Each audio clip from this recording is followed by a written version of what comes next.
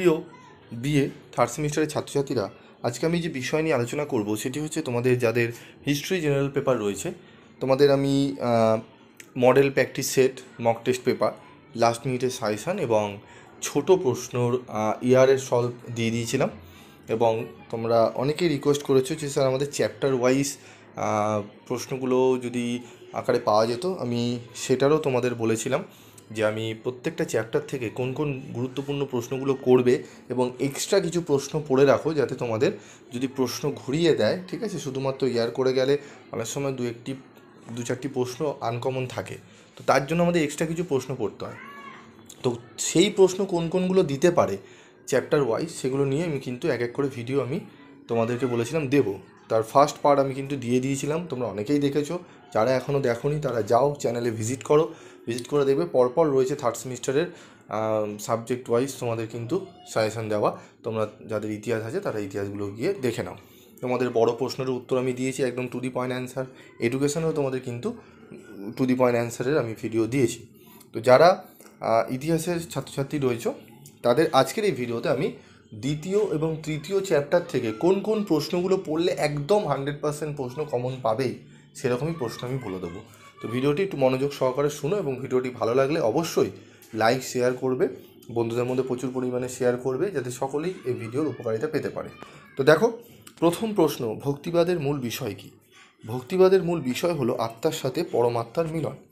সুফি আন্দোলনের একজন সাধকের নামকরণ নিজামুদ্দিন আউলিয়া। ভক্তি আন্দোলনের একজন সাধকের নাম লেখো চৈতন্যদেব। সুফি ধর্মের অনুগামীদের কি বলা হয়? ফকির বা দরবেশ। সুফিদের সম্প্রদায়গুলিকে কি বলা হয়? সিলসিলা। চিরাকি দিল্লি নামে পরিচিত কে ছিলেন? নাজির উদ্দিন চিরা। ঠিক আছে, এই সেকেন্ড অধ্যায় থেকে তোমরা এই 6টি প্রশ্ন যদি ভালো করে নাও, ঠিক আছে, তোমরা এখান থেকে প্রশ্ন আশা করি কমন পেয়ে যাবে। ঠিক আছে, চলে আসবো তৃতীয় অধ্যায় থেকে। তৃতীয় অধ্যায় থেকে আলাউদ্দিন খলজি কবে মেবার আক্রমণ করেন? 1303 খ্রিস্টাব্দে। চিতোর দুর্গের প্রাচীন নাম কি? চিত্রকূট মহাদুর্গ। বাংলার আকবর কাকে বলা হয়? সুলতান আলাউদ্দিন হোসেন শাহকে বাংলার আকবর বলা হয়। রাজা গণেশ কোন উপাধি নিয়েছিলেন?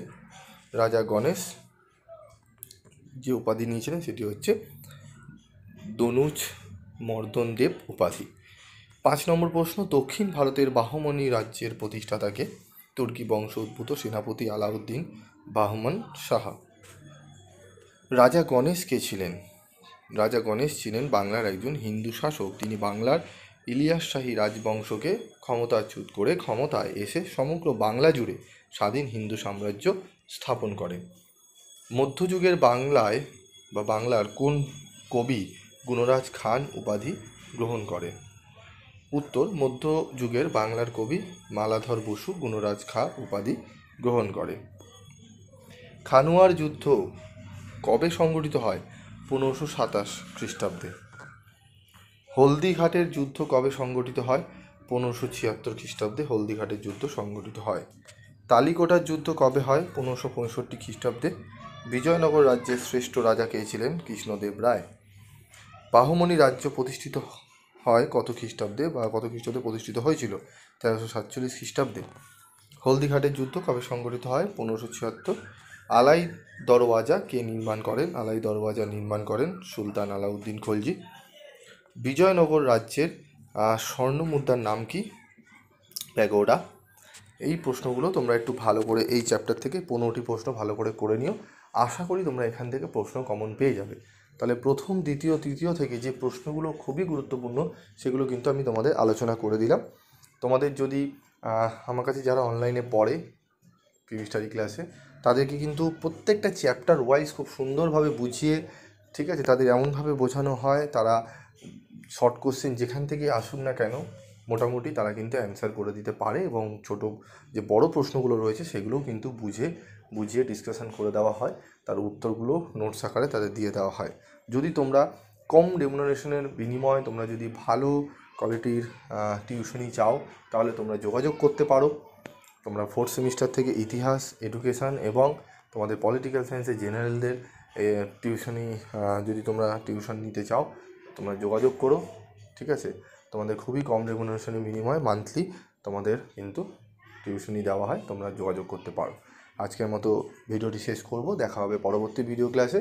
সকলে ভালো থাকবে, সুস্থ থাকবে এবং অবশ্যই পিপি স্টাডি ক্লাসের সঙ্গে যুক্ত থাকবে।